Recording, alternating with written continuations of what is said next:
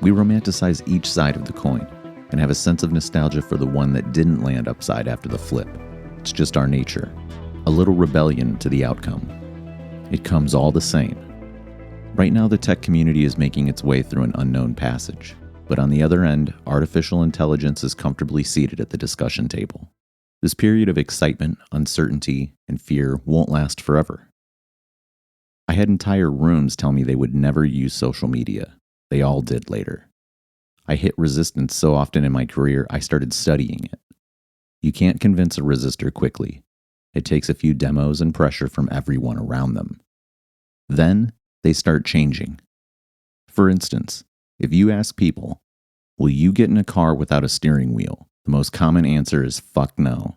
I asked people all over America. Yet Google's head of research at the time told me that Google had proof that if you get people to use an autonomous vehicle for 3 days, they would change to very rarely driving themselves after. Robert Scoble. As someone that has been utilizing automation practices on social media for a number of years, I'm already over whatever nail biting might be occurring in general. For the most part, I don't see regular folks even paying attention to AI. Even friends that work in tech are underplaying its value or perceived existential threat. Is that a reasonable posture? I don't know. I personally believe we will need a lot less programmers in formal roles than have been the trend over the last few decades. However, I also think that we'll see a great and continuing upswell of technical output. I'm going to relay an anecdote here, an experience that stretches back to the summer of 2016. For the sake of thought, I'm going to share a few images, and they can be commented on or evaluated in whatever ways you would like. I'll build context for them. This first image is generated with Stable Diffusion, a prompt-based model for imagery, if there are viewers that are still not familiar with the terms. I'm using it as a cover image for an audiobook. I was really happy with the results I got from the engine, warts and all, because in my mind it had replicated the qualities and components of a scene I had visited years prior. It doesn't take a great eye to see its imperfections, but to me, they manifested the dilapidated nature of the cabin in the original photo I captured. Not sure if anyone is familiar with the site in that photo. It's a popular hike in the Summit County area of Colorado. I'd never hiked at that altitude, and it kicked my ass to get there. I was really happy with the weather and the opportunity to photograph that site on a beautiful day. When we returned back to town in the evening, we went out to a restaurant and were talking about the day with locals. They saw I had a camera and asked if I'd gotten any good pictures. Excited to show them the one I had taken through the window of the cabin viewing the mountain range with the other cabin in the distance, I handed over the camera with the image loaded onto the screen. They shrugged it off. Everyone gets that picture.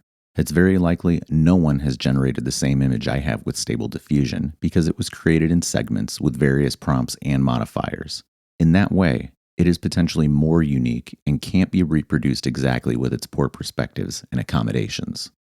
For a time, I've been pleased with both imperfect and meaningful, accomplishing a variety of needs and building memories.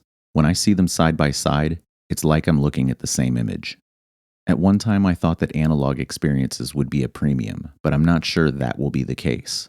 Sure, some will continue to ascend in appreciation, but the human cultural course is always in motion. That's not to say the appeal of a mellified man won't come back into vogue. As they say, history rhymes. We are inevitably working toward a world of coexistence between humans and human-level AIs. Now, we see artificial intelligences that are not exactly at human levels, but knowledge-wise far superior to us.